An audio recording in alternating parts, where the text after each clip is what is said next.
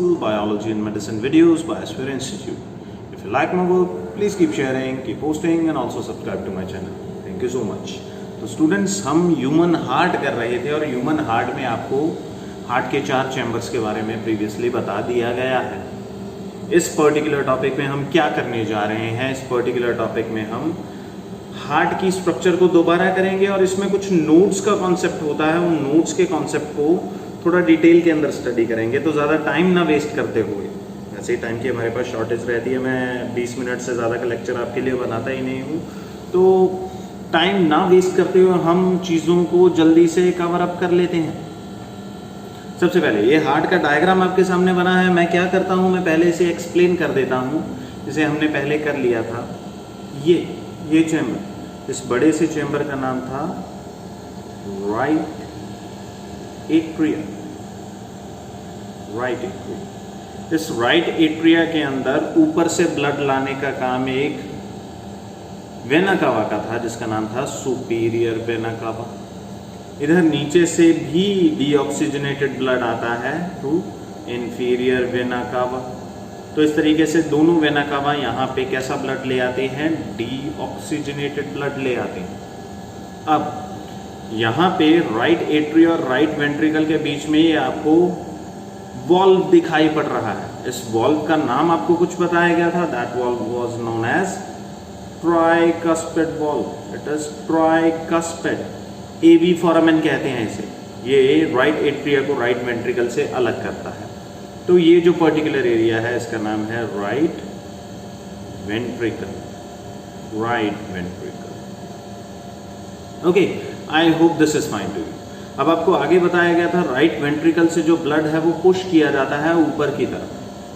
जब ये पुश किया जा रहा है तो ब्लड जाएगा इस जगह पे डीऑक्सीजनेटेड, और उसे एक तो राइट लंग में भेज दिया जाएगा, एक लेफ्ट लंग में भेज दिया जाएगा। तो ये क्या है, ये पल्मोनरी आर्टरी है। पल्मोनरी आर्टरी का काम क्या है, पल्मोनरी आर्टरी डीऑक्सीजनेटेड ब्लड को लंग्स के पास लेके जाती है। ये है आपकी लेफ्ट पल्मोनरी आर्टरी, जो कि डीऑक्सीजनेटेड ब्लड को लेफ्ट लंग के पास लेके जाएगी, और इसी की प्रोजेक्शन इधर भी खुल रही है। ये रही इधर, ये हमारे पास राइट पल्मोनरी आर्टरी। स्पेस की कमी होने की वजह से मैं इसे शॉर्ट फॉर्म के अंदर लिख रहा हूँ।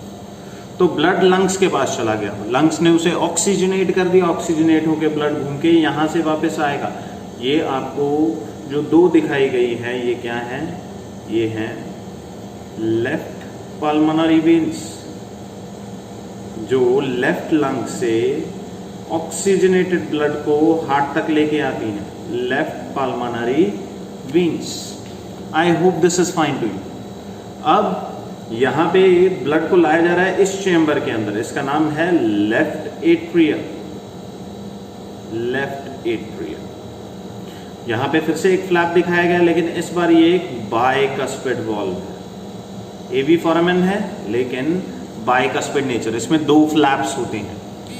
अब आगे अगर देखा जाए तो यहाँ से बाइकस्पिड वॉल्व से ब्लड होता हुआ कहाँ पे जाएगा, इन योर लेफ्ट वेंट्रिकल, जो कि सबसे बड़ा चैम्बर भी होती है, इसलिए मैंने इसका साइज भी बड़ा बनाया। लेफ्ट वेंट्रिकल जब कंट्रैक्ट करेगी तो ब्लड यहाँ से होता हुआ, ये एक और मैंने वॉल्व बनाया हुआ है, ब्लड यहाँ से होता हुआ इस आर्क के अंदर जाएगा। This is known as aorta, largest vessel. Okay, यहाँ से एक वेसल, यहाँ से इस वेसल में से एक आर्टरी निकल रही है, विच इज नोन एज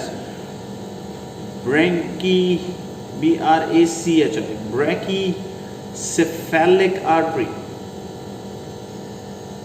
ये क्या करेगी, ये आपके राइट शोल्डर और हेड की राइट साइड में ऑक्सीजनेटेड ब्लड लेके जाती है। इसे देखा जाए, ये है लेफ्ट कैरोटिड आर्टरी। इसका काम क्या होगा, ये आपके लेफ्ट साइड के हेड के पास डीऑक्सीजनेटेड ब्लड लेके जाएगी। ये राइट साइड के हेड और शोल्डर में लेके जा रही है, ये लेफ्ट साइड के हेड में लेके जा रही है, और इधर से हम देखें तो एक और लेफ्ट सबक्लैवियन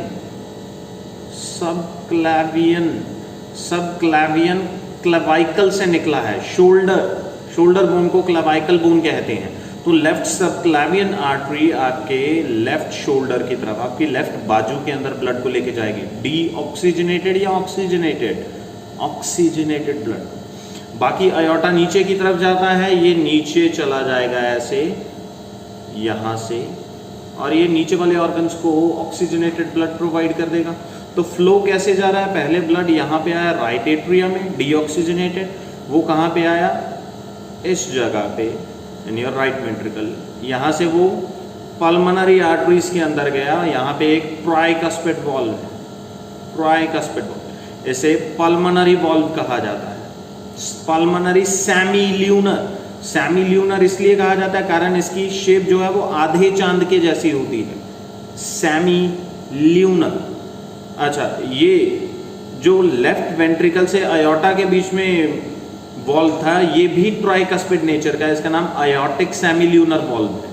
और अल्टीमेटली एक बाइकस्पिड वॉल्व है जिसे हम एवी फोरामेन कहते हैं। तो 4 वॉल्व है। पहला AV foramen, that is tricuspid. उसके बाद में pulmonary semilunar valve which is also tricuspid, then aortic semilunar valve, वो भी ट्राइकस्पिड, और एवी फोरामेन फिर से जो कि बाइकस्पिड है। तो try try try by, 1 2 3 4, try try try by, ये इस तरीके से पैटर्न जो आता है। ओके, जो पल्मोनरी सिस्टम की तरफ जाए वो पल्मोनरी वॉल्व, जो अयोर्टा की तरफ जाए वो अयोर्टिक वॉल्व, और जो एट्रिया और वेंट्रिकल के बीच में हो A V foramen, A V foramen.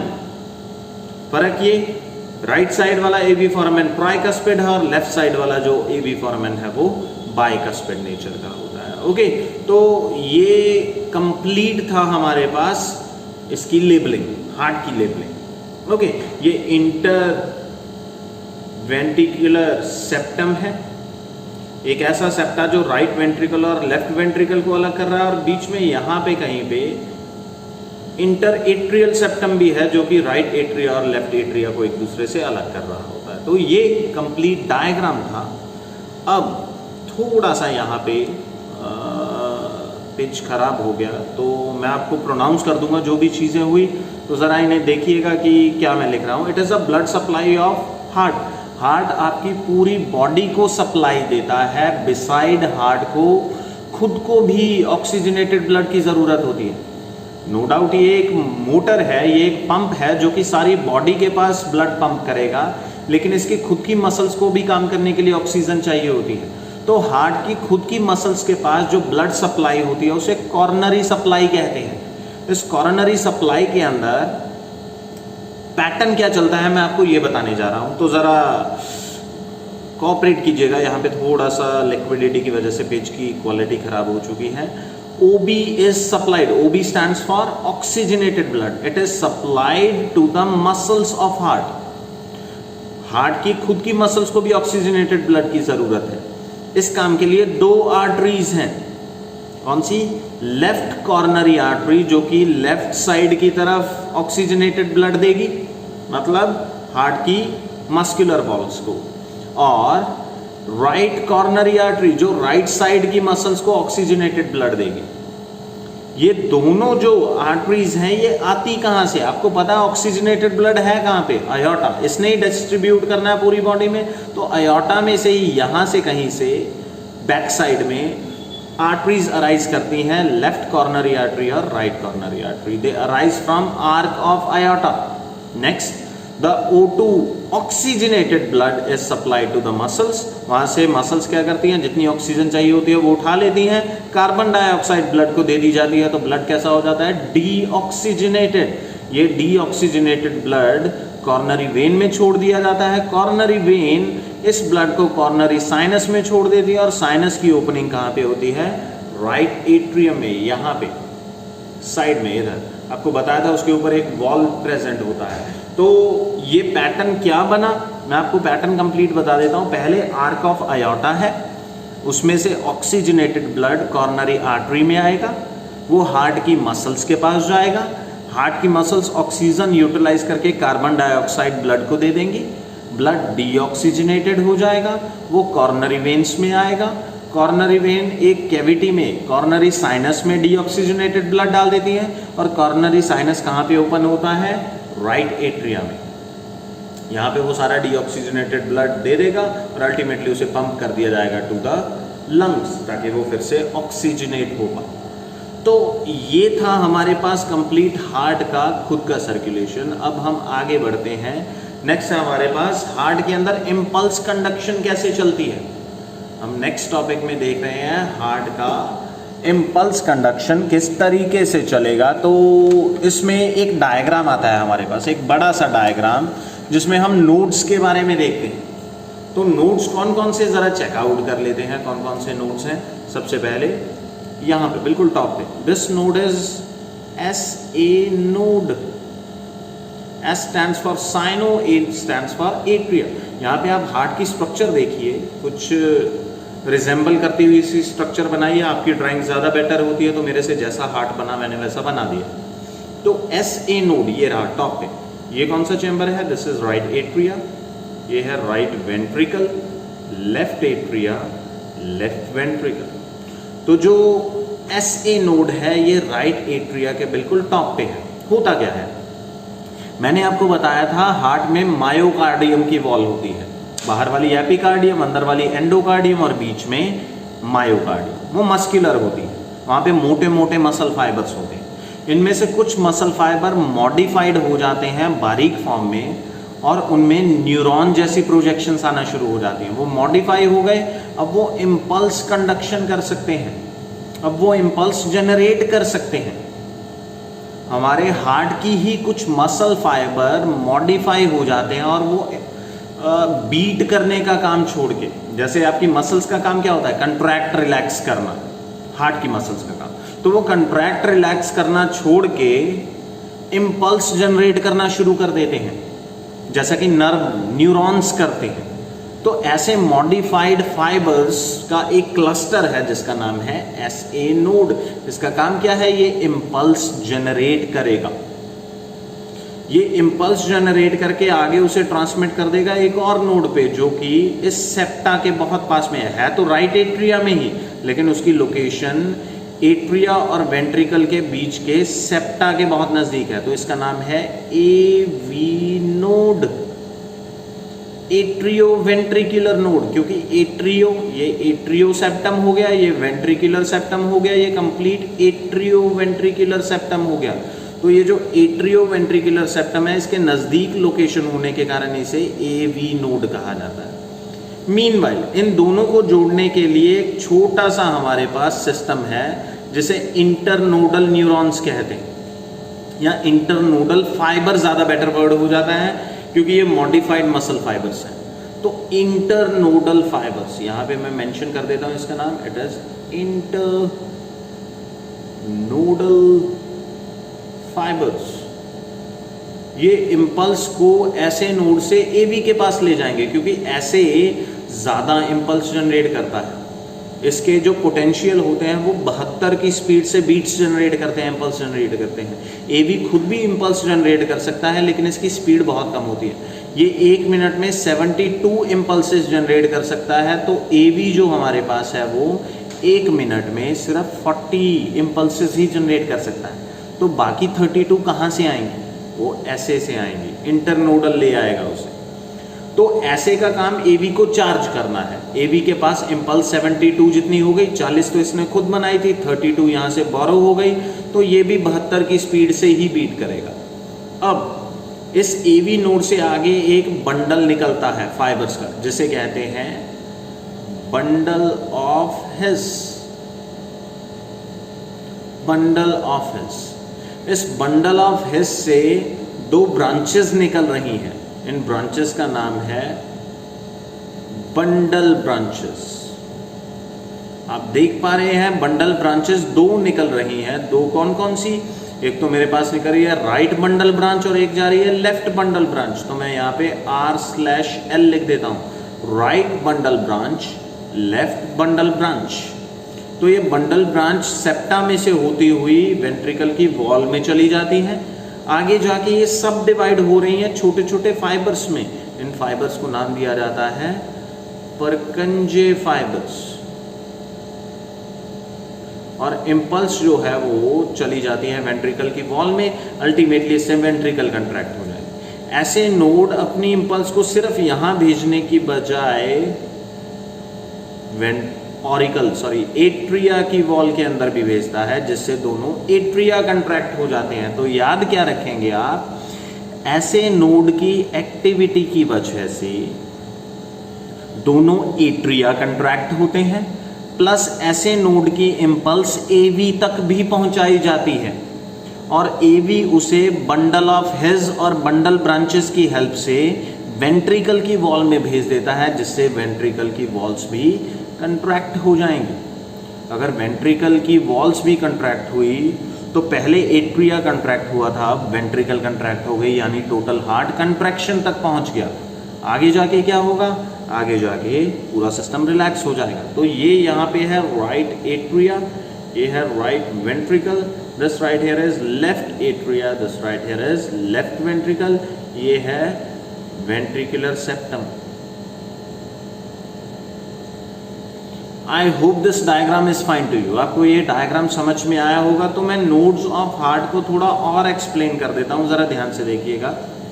Nodes of heart में पहला, the myocardium which is the middle layer of heart wall. Heart की वॉल में 3 लेयर होती हैं, जिसमें मिडल लेयर का नाम होता है myocardium. It is specialised for impulse conduction. ये इम्पल्स को एक जगह से दूसरी जगह पे ले जा सकती है, कारण फाइबर्स मॉडिफाई हो जाते हैं इसमें। Some fine myocardial muscle fibre got modified. आपको बताया था मायोकार्डियम में मोटे मोटे मसल फाइबर होते हैं, जिनमें से कुछ पतले बारीक मसल फाइबर मॉडिफाइड हो जाते हैं।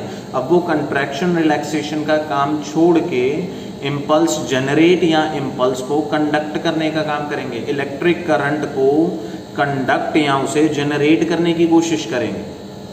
Now these modified fibres possess neurons like projection. आपने देखा था उनका नाम परकंजे फाइबर्स था। तो नोड्स की अगर बात की जाए, हार्ट में 2 नोड होते हैं, ऐसे नोड एंड एवी नोड। ऐसे नोड और एवी नोड को अगर ध्यान से देखा जाए, ऐसे node it is also called as sinoatrial node.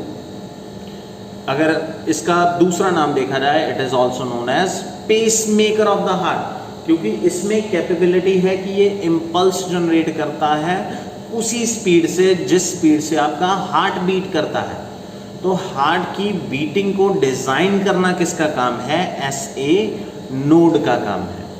इसे पेसमेकर ऑफ हार्ट कहा जाता है और ये 1 नंबर में इंपॉर्टेंट क्वेश्चन होता है। सेकंड, इसकी लोकेशन लिखी हुई है in the upper side of right atrium. यहाँ पे देखिए upper side of right atrium, ये में ये पढ़ा।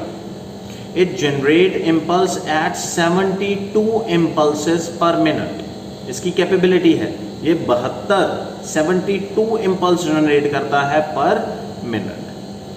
आपको इम्पल्सेस का नाम एक्शन पोटेंशियल भी लिखा हो सकता है, लेकिन एक्शन पोटेंशियल मैं नाम यूज नहीं कर रहा हूं, कारण मैंने अभी आपको नर्वस सिस्टम नहीं पढ़ाया है। वहां पे मैं आपको एक्शन पोटेंशियल भी समझा दूंगा कि क्या होता है। अभी के लिए आप इम्पल्सेस लिख सकते हैं। एवी नोड को ध्यान से देखा जाए, it is also known as atrioventricular node, कारण इसकी लोकेशन ही ऐसी है। ये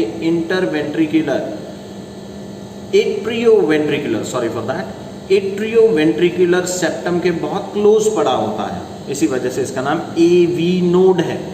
it's location it is found near AV septum. ये एवी सेप्टम के बहुत नजदीक होता है। ओके, अगला, इसकी इम्पल्स जनरेशन कैपेबिलिटी क्या है, आप जानते हैं। ये जनरेट करता है इम्पल्सेस को एट 40 पर मिनट। ये 40 इम्पल्सेस बना सकता है पर मिनट, लेकिन हार्ट ने तो बीट कितनी स्पीड से करना है, 72। तो बाकी की इम्पल्स इसमें कहाँ से आएगी, बाकी के पोटेंशियल ऐसे नोड से आते हैं और वो इंटरनोडल फाइबर्स के थ्रू आते हैं। I hope this thing is fine to you. आगे चलते हैं, नेक्स्ट पेज को फ्लिप करता हूं मैं। यहाँ पे कुछ एडिशनल फाइबर्स के बारे में हमने देखा। इंटरनोडल फाइबर अभी आपको दिखाए थे, ये ऐसे नोड को एवी नोड से कनेक्ट करते हैं।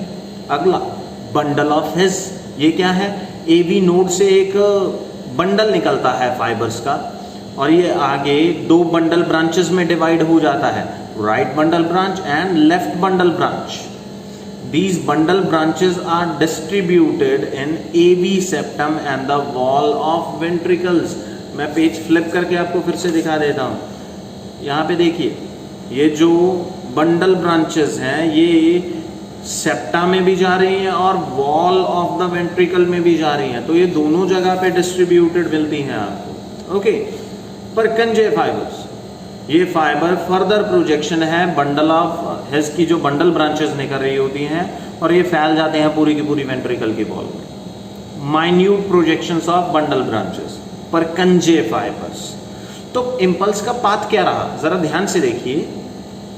एसए नोड ने इंपल्स जनरेट की और उसे ट्रांसमिट कर दिया एट्रिया में ताकि एट्रिया कंट्रैक्ट हो, प्लस इसने थोड़ी बहुत इंपल्स इंटरनोडल पाथवे के थ्रू एवी के पास भी भेजी थी, जैसे कि मैं यहाँ पे आपको बना के बताता हूँ। पहले क्या हुआ, पहले सबसे पहले है एसए नोड, इसने अपनी इंपल्स को कहाँ भेजा, अपनी इंपल्स को दोनों एट्रिया के अंदर भेजा। आप लोकेशन देख पा रहे होंगे, ये राइट एट्रिया की तरफ चली गई, ये लेफ्ट एट्रिया की तरफ चली गई। थोड़ी बहुत इंपल्स इंटरनोडल फाइबर्स के थ्रू कहाँ भेज दी जाती है, एवी नोड में। एवी नोड आगे उसे भेज देता है बंडल ऑफ हिज में। यहाँ पे एक बंडल ऑफ हिज आता है, मैं थोड़ा डार्क कर देता हूँ इसे, ये रहा। इस बंडल ऑफ हिज से क्या निकलती हैं, बंडल ब्रांचेस, एक राइट बंडल ब्रांच और एक लेफ्ट बंडल ब्रांच। ये बंडल ब्रांच सेप्टा में से होती हुई वेंट्रिकल की वॉल में चली जाती हैं और वहाँ से वो आगे फर्दर प्रोजेक्शंस में बढ़ जाती हैं। प्रोजेक्शन का नाम परकंजे फाइबर्स, कुछ इस तरीके से। I hope this thing is fine to you. यहाँ पे आपको टोटल पाथवे समझ में आ गया होगा कि इंपल्स कहाँ से कहाँ जाती है। पहले ऐसे से दोनों ऑरिकल्स में इंटरनोडल फाइबर आए, इंटरनोडल फाइबर्स के थ्रू एबी से वो जाएगी कहाँ पे, बंडल ऑफ हिज में, फिर बंडल ब्रांचेस में, फिर परकंजे फाइबर्स के पास। So that was all the pathway of impulse. तो इंपल्स का फायदा क्या होगा, अगला टॉपिक देखिए। इंपल्स का फायदा है इससे हार्ट बीट बनेगी due to activity of SA and AV node. SA और एवी नोड की इंपल्स जनरेशन की वजह से हार्ट की जो मसल्स है वो कंट्रैक्ट रिलैक्स करती हैं, जिससे हार्ट भी कंट्रैक्टर रिलैक्स करता है। And this rhythmic contraction and relaxation of heart is known as heart beat. एक नंबर में बहुत इंपॉर्टेंट क्वेश्चन है, कई बार ये सितंबर टेस्ट वगैरह में सीधा पूछ लिया जाता है। What is heart beat? The rhythmic contraction and relaxation of heart due to activity of nodes और due to nodal activity is known as heart beat. तो टोटल नंबर ऑफ बीट्स कितनी होंगी, जितने ऐसे नोड एक्शन पोटेंशियल, जितनी impulse बनाएगा। आपको बताया था ऐसे नोड 1 मिनट में 72 इंपल्सेस यानी 72 एक्शन पोटेंशियल बनाता है, तो टोटल नंबर ऑफ बीट्स भी 72 ही होंगे। जितने ऐसे नोड एक्शन पोटेंशियल बनाएगा, जितने ऐसे नोड इंपल्स बनाएगा, उतनी ही बीट्स बनेंगी। The ventricular contraction is more stronger. आपको पता है वेंट्रिकल की वॉल थिक ज्यादा होती है तो उसकी कंट्रैक्शन भी ज्यादा स्ट्रांग होती है, क्योंकि ऑरिकल ने ब्लड ज्यादा से ज्यादा कहाँ भेजना है, वेंट्रिकल में। वेंट्रिकल को तो ब्लड पूरी बॉडी में भेजना है ना, तो ज्यादा फोर्स कहाँ पे चाहिए, जहां से आप चीजों को दूर तक भेज रहे हैं, that is your ventricle part. Blue whale, ये एक फैक्ट है, ये एमसीक्यूज में कई बार पूछा जा सकता है। Blue whale has the largest heart. अगर आप कंसिडर करें हमारे पास अर्थ के ऊपर जो एनिमल्स हैं उनमें सबसे ज्यादा बड़ा हार्ट ब्लू व्हेल के पास होता है और उसकी जो बीटिंग होती है that is only 25 beats per minute. हमारा तो 72 हो जाता है। तो हार्ट के टाइप्स हैं, ये गया इंपॉर्टेंट टॉपिक, ये सीधा सीधा एग्जाम में पूछा जाता है। हार्ट दो तरीके के होते हैं, आपके सामने लिखे हुए हैं। पहला है न्यूरोजेनिक हार्ट और दूसरा है मायोजेनिक हार्ट। न्यूरोजेनिक हार्ट का मतलब जब इंपल्स हार्ट के फाइबर्स ना बनाए, इंपल्स नर्वस सिस्टम से आए, ब्रेन से इंपल्स आएगी और उसी इंपल्स की वजह से हार्ट कंट्रैक्ट या रिलैक्स होगा, तो ऐसे हार्ट को न्यूरोजेनिक हार्ट कहते हैं। Impulse arises from outside, outside कहां से, फ्रॉम नर्वस सिस्टम। ऐसा चलता है आर्थ्रोपॉड्स और एनालिड्स के अंदर।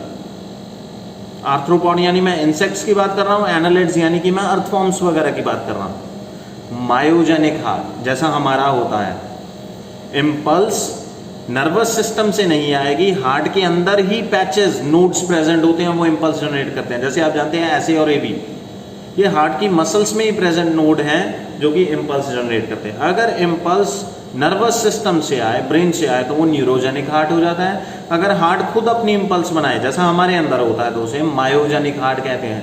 तो what do you understand by myogenic heart, या why the heart of humans is called as myogenic heart? तो आपके पास आंसर क्या होगा, आपके सामने लिखा है because the impulse is generated with in the heart muscles. और एग्जाम्पल हमारे पास बनता है ह्यूमंस का। तो ये आज का कंप्लीट टॉपिक था। अगले वीडियो लेक्चर में हम वॉल्व्स के बारे में देख लेंगे और हम कुछ और कॉन्सेप्ट्स को डिटेल के अंदर करेंगे। आज के लिए फिलहाल इतना ही है। Thank you so much.